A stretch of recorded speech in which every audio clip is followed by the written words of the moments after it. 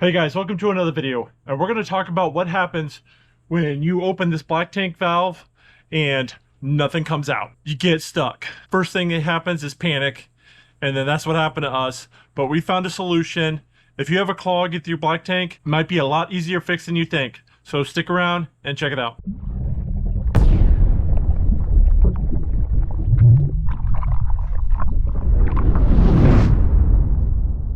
I'm guessing you found this video because you went to go flush your black tank and it was a clog and nothing came out the other end. And so you start to panic and think, oh God, the only solution is to call one of those sucker trucks and bring somebody out here to get this, figure this thing out. And, they have those machines where they send jet rods down the back end, and, that could cost you hundreds of dollars to call somebody out. But the solution is a lot easier than you think.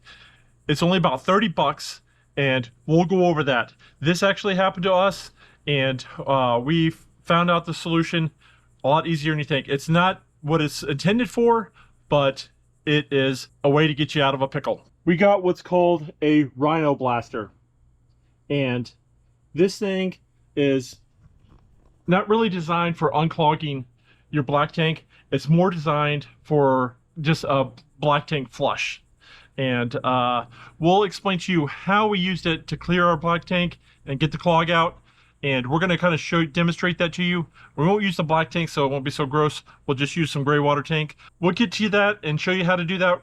It's just a little bit of 7th grade science, and we'll get to it. So what's most likely cause a clog is probably too much toilet paper or the wrong toilet paper, and not enough water, or not a good liquefier chemical in your tank. But we'll show you how this thing works first. Basically, the way this is designed, and it just comes with just this piece here and a piece that you attach to your hose with over there that's basically a backflow preventer. Then you just hook this hose up to here, and it basically shoots a jet rod of water up this way.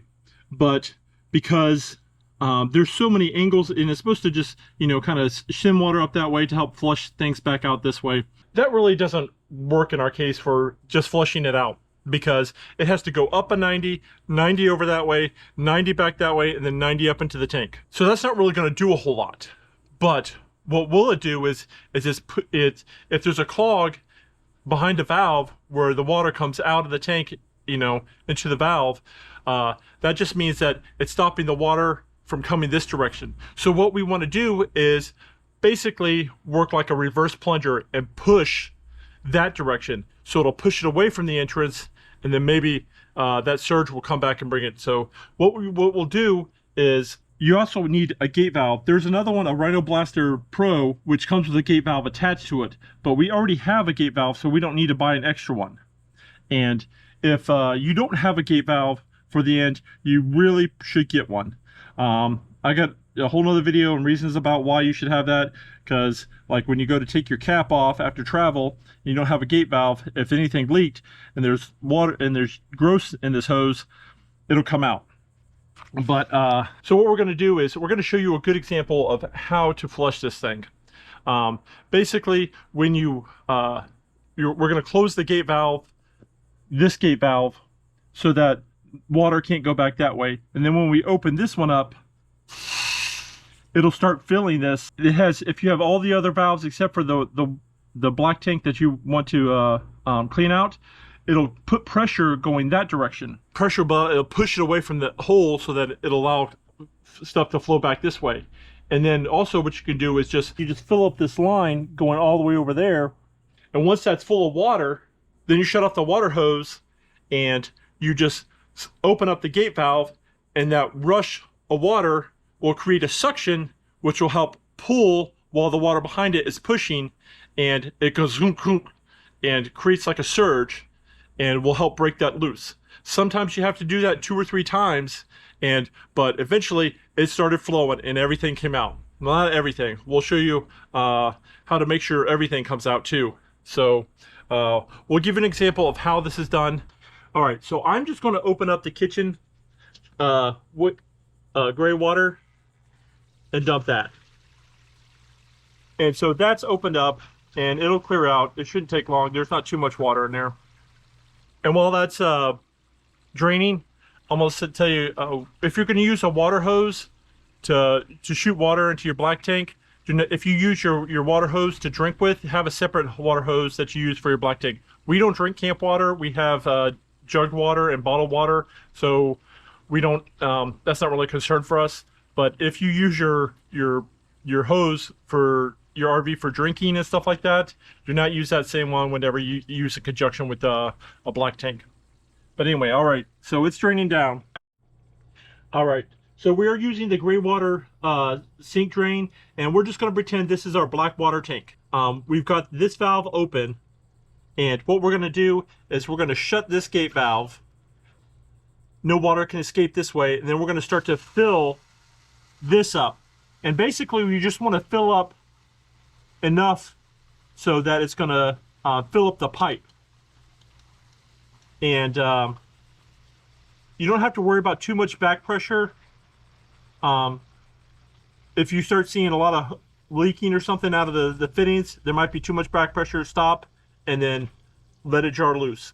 But we're going to let the pipe fill up quite a bit, and maybe it should only take about maybe a minute or so, maybe two. And then once it's filled up, we're going to shut this off, and now this pipe is filled with water, and as soon as we open this up, it's going to, when the water goes down, it's going to create a suction and jar everything loose that was in the clog. So you may have to do this a couple of times, and you just wait till everything drains.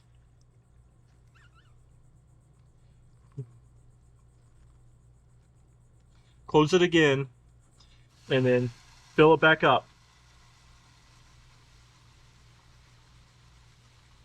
So as that pipe's filling, it's putting pressure that way, and then when you close it and open it up, it puts pressure this way.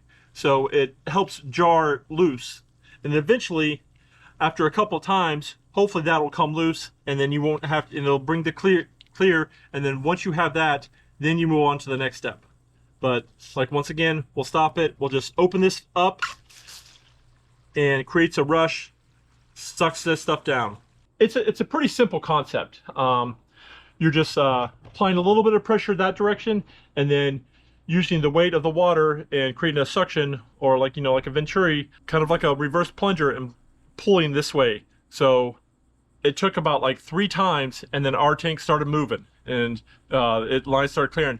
But then we also were like, okay, there's got to be still some more stuff in there or whatever. So what you want to do is you want to make sure you have that black tank flushed nice, and what you're going to do is you're going to leave that valve open, and you have to kind of do a little bit of calculations here. You can either get a flow meter that you can stick on your hose, or you can take like a 5-gallon bucket like I'm sitting on, and you can take your hose and fill up a 5-gallon bucket and see how long that takes. If it takes like a minute to fill up a 5-gallon bucket, you know in about 4 minutes you got 20 gallons. So, or 5 minutes you have 25 gallons. So this tank is a 38-gallon black tank, I believe.